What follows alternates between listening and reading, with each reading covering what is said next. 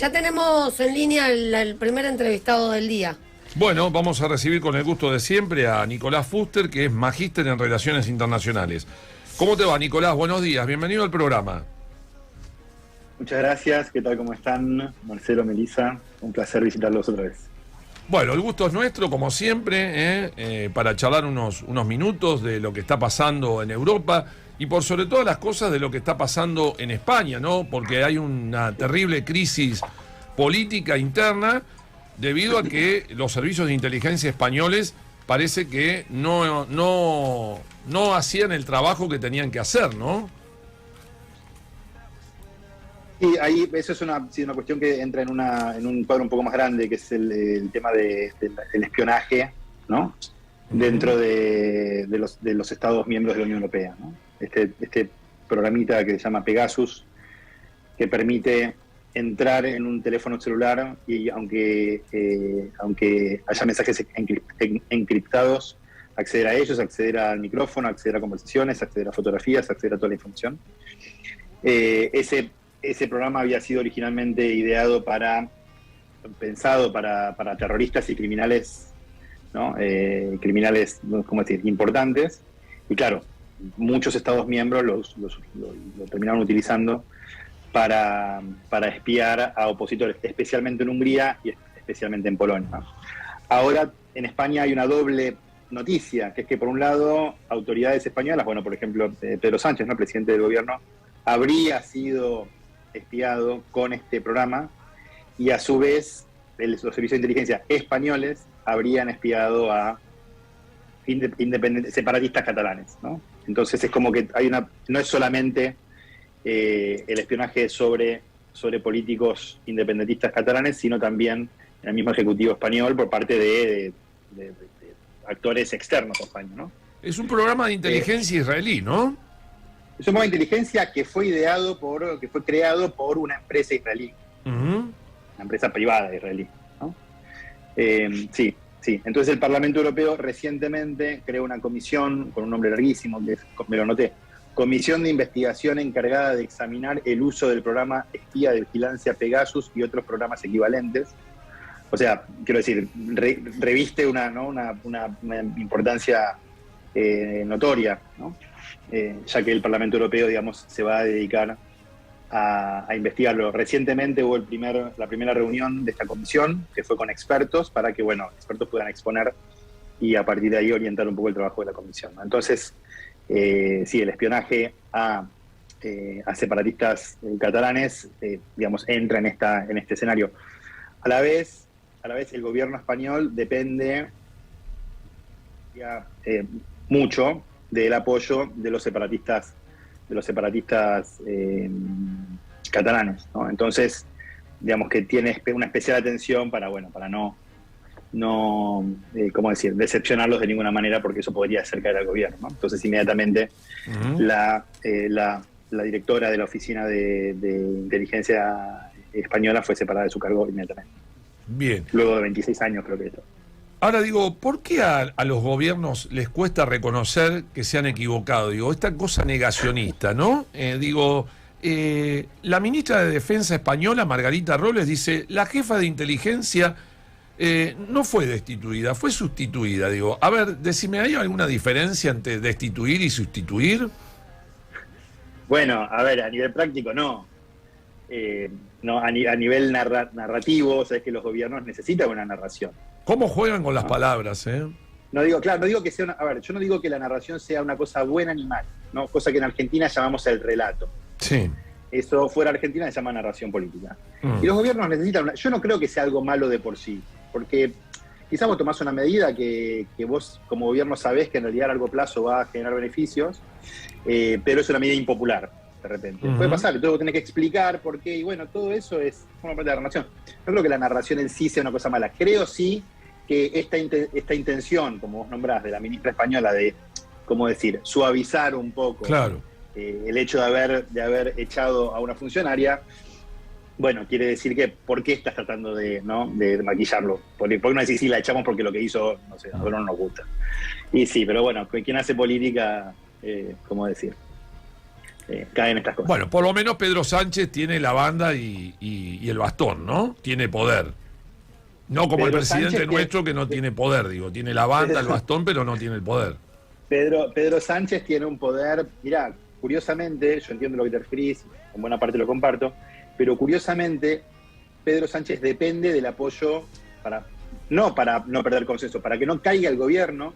Pedro Sánchez requiere, porque, a ver, cuando en los sistemas parlamentarios el gobierno necesita la confianza del Parlamento. Claro. ¿No? En Argentina, si el gobierno el Ejecutivo manda un decreto, un proyecto de ley, o quiere aprobar un decreto en el Congreso, y el Congreso se lo bloquea, no lo hace pasar, el gobierno cae, puede perder un poco de, ¿cómo decir? Se dice el gobierno se debilita, pero no cae el gobierno. En cambio, en Europa sí puede caer el gobierno, y en España, cuando el gobierno actual comenzó, cuando comenzó el Ejecutivo actual, había creo que 1 o 2 votos más de los necesarios para dar la confianza al gobierno. O sea, el gobierno está realmente en un hilito.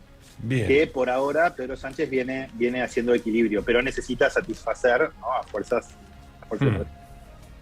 Nicolás, te pregunto, más allá de los actores internos, ¿no? Porque se dice, bueno, el gobierno español espió a los catalanes, a los independentistas catalanes, se habla de actores externos. ¿Se presume quiénes son los actores externos que están detrás de los casos de espionaje? Hay suposiciones. Algunos, en las noticias se lee que quizás Marruecos, pero es todo, digamos, pertenece al campo hipotético. Todavía no hay nada claro, no hay nada concreto, y yo prefiero caminar sobre terreno firme, ¿no? Pero sí, eso se habla, se comenta que pueden ser esos estados. Y bueno, vos mencionabas que el Parlamento Europeo generó una comisión especial para la investigación del uso de este software y de otros software similares, pero también salió en las noticias que el Consejo de Europa inició una alerta a nivel 1 por las violaciones a la libertad de los medios. ¿En qué consistiría esta alerta que emitió el Consejo de Europa? ¿Cuáles serían las acciones que llevaría adelante? Te digo la verdad, Melissa, no estoy al tanto de eso, así que no quiero digamos que voy a lo que dijo Marcelo, ¿no? Que es por qué hay que decir las cosas, así que yo voy a decir, pero esto no estoy al tanto, así que prefiero escuchar a alguien que sí sepa qué pasó o informalmente responde. Te saco un poquito del tema español y te llevo al conflicto de Ucrania, y hoy en los títulos yo decía un discurso poco triunfalista y muy poco para festejar. Eso fue el discurso de Putin, digo, y por el otro lado, ¿cayó en una trampa y no sabe cómo salir? Bueno, respecto a la primera parte, creo que no hay nada para festejar. Creo que inclusive, no hay nada para festejar del lado de los que defendemos, ¿no?, la integridad ucraniana, y no hay nada para festejar tampoco del lado de los ¿cómo decir?, de los invasores, ¿no? Antes, Marcelo, cuando hacías una pequeña presentación, antes de que yo tomar la palabra, digamos, nombrabas el aspecto económico, la geopolítica, cómo esto influye en el aumento de los precios, ¿no? En un mundo tan globalizado, lo que pasa en Ucrania, donde yo vivo en Bruselas, y ahora hay menos aceite de girasol en el supermercado porque está la guerra en Ucrania. Entonces nos enteramos de que buena parte del aceite se producía en Ucrania, entonces por eso hay menos aceite de girasol, y yo hago papas fritas con el aceite de oliva, ¿no? Entonces, en un mundo tan globalizado, lo que pasa en otra parte del mundo puede afectar directamente en en donde estés vos. Por ejemplo, yo estoy en Bruselas, quienes están en Argentina, ya ahí tuve un poco de confusión. Lo que pasa en Argentina, si en Argentina explotásemos, por ejemplo, un yacimiento como Vaca Muerta, en este momento estaríamos exportando gas, ¿no?, de una manera sideral, ¿no? Entonces, respecto de la invasión rusa a Ucrania, es muy importante algo que tuvo una muy baja repercusión en los medios, que es el documento público que se puede acceder, firmado por Rusia y por China, de fecha 4 de febrero de 2022. En ese documento, ambos estados dicen que la democracia liberal europea, digamos, u occidental, ya no es más el centro del mundo, Europa ya no es más el centro del mundo, y entonces el centro del mundo se estaría de alguna manera desplazando hacia el este, ¿no? Entonces, esto está claramente descrito. la democracia vale, pero cada país va a, ¿cómo decir?, autodefinirse democrático o no. Generalmente los países que tienen el nombre democrático, la palabra democrático o democrática en sus países son países no democráticos, ¿no? Por ejemplo, Corea del Norte, etcétera, ¿no? Entonces, se dice que los derechos ya no son universales, o sea, cada país va a decir si respeta derechos, pero eso quiere decir que las minorías ya no tienen ningún tipo de garantía, ¿no? Entonces hay todo un manto de cuestionamiento sobre los principios liberales occidentales, europeos, estadounidenses, ¿no? Y creo que eso es lo que tiene en la cabeza Putin. Entonces creo que hay que alejarse un poquito más de puramente de Ucrania para ver qué es lo que está pasando a nivel macro, cómo piensa China el tiempo. China hace inversiones a largo plazo a 200 años, ¿no? Entonces, creo que hay que estar mirando un poco más hacia ese lado. Bueno, también preocupa, ¿no es cierto? Lo hablábamos recién acá con Diego, nuestro invitado de hoy, con Melissa, las políticas muy duras, estrictas que hay de confinamiento en China, y ahora, por primera vez, Corea del Norte reconoce que tiene COVID y ha hecho un confinamiento total. Ojo con ese tema también, ¿eh? No digo que Corea del Norte sea una economía de las que están de las que son protagonistas en el mundo, pero por primera vez, bueno, el presidente reconoce que hay Omicron, ¿no? Sí, antes que nada, hola Diego, perdón, no te saludé al principio, así que te pido disculpas por todo este tiempo. Si tiene alguna pregunta para el invitado, hágala, levante la mano y me pide la palabra. Levante la mano. Sí, es muy curioso, yo también vi lo de Corea del Norte, es muy curioso, curiosísimo, pero aparte es como ya tarde, ¿no? Como ya, digamos, en este momento en el que de a poco estamos saliendo, el mundo está saliendo de la pandemia, que Corea diga esto es llamativo. Debe haber algún motivo. Me cuesta mucho pensar que no hubo ningún tipo de contagio reportado de coronavirus en Corea del Norte antes. Así que me pregunto cuál es el motivo por el cual esto se reporta solo ahora. Pero sí, es llamativo. Bien. Bueno, ha sido muy completo el análisis. Seguramente en otro momento vamos a estar conversando de varios temas. Pero antes de cerrar la charla, te voy a hacer la pregunta que estamos haciendo hoy, porque me parece que vos tenés piné como para poder responderla. ¿Qué te parece esta decisión de Estados Unidos de no invitar a Cuba, a Nicaragua y a Venezuela a la Cumbre de las Américas el mes próximo? Bueno, me parece que va en línea con lo que Estados Unidos viene haciendo desde hace tiempo que los países los países latinoamericanos que tan abiertamente van contra la democracia, contra los derechos humanos, son excluidos. Por ejemplo, basta pensar en el embargo a Cuba, que tiene ya, 60 años. Entonces, como que esto no me sorprende. Lo que me sorprende un poco más, o sea, no voy a hablar, digamos, de tanto de Estados Unidos. Lo que me sorprende un poco más es la visión a través de la cual una buena parte de la población latinoamericana hace malabares para defender, digamos, dictaduras, ¿no? Según el color político, ¿no? Entonces yo voy viendo cada vez menos los eventos, digamos, a través del filtro, o a través de la lente izquierda-derecha, porque no tiene ningún sentido hacerlo así, y empezar a verlo a través del filtro más o menos, digamos, régimen democrático o no. Es difícil pensar que en Nicaragua, que en Cuba, que en Venezuela haya algo parecido a una democracia. Sencillamente porque no lo hay. Claro, ¿no? Claro. Entonces, como son de izquierda, lo cual no quiere decir nada,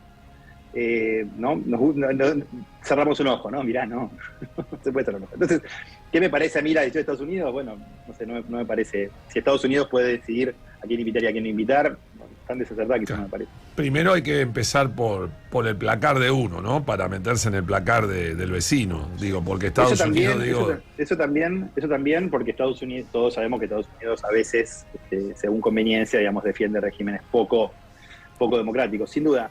Pero a mí me interesa mucho, más que ver qué hace Estados Unidos afuera, me interesa ver lo que hace Estados Unidos adentro. Claro. Entonces yo también, digamos, a veces digo, pero Estados Unidos también, ¿no?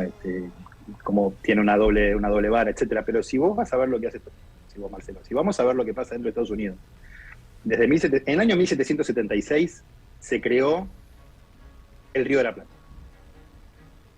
El virreinato del El virreinato del Río de la Plata. El Río de la Plata, por supuesto. No, el Río de la Plata lo había descubierto Solís, me dicen, ¿no? Juan Díaz de Solís. Y estaba ahí inclusive desde antes. Perdón. El virreinato del Río de la Plata. En ese momento Estados Unidos comenzaba como país. Tal cual. Tienen la misma moneda desde hace muchos años, ¿no? Entonces yo creo que hay que empezar a ver, aparte de quejarse porque Estados Unidos a veces le guiña el ojo a dictadores, creo que lo que hay que ver es cómo hicieron ellos para mantener un sistema tan estable, sin ninguna dictadura, prácticamente con 2 partidos desde hace 150 años, ¿no? Entonces, creo que hay que aprender un poco de esa historia y de esa visión a largo plazo. Claro. Más que ver si invitan a Nicaragua o Cuba. Por eso digo, más allá de las diferencias, ¿no? Salvando las distancias, y te pueden gustar o no los yanquis, pero han sido adelantados para su época, ¿no? Porque tanto en 1776, como vos decías, declaran la independencia, nosotros recién éramos virreinato, seguíamos dependiendo de España, y en 1787 sancionan una constitución, siendo los primeros en tener una constitución escrita en el continente americano, y que ha sido modelo o ejemplo de otras constituciones que se sancionaron después. Por eso digo, hay que ver lo bueno y lo malo, ¿no? Y en este caso hay que decir que, bueno, han sido unos adelantados, históricamente. Nico, gracias, te mando un abrazo grande. Un abrazo muy grande para todos. Hasta Gracias. pronto. Bueno, Nicolás Fuster, magíster en Relaciones Internacionales, dialogando en exclusiva con Vuelta por el Universo.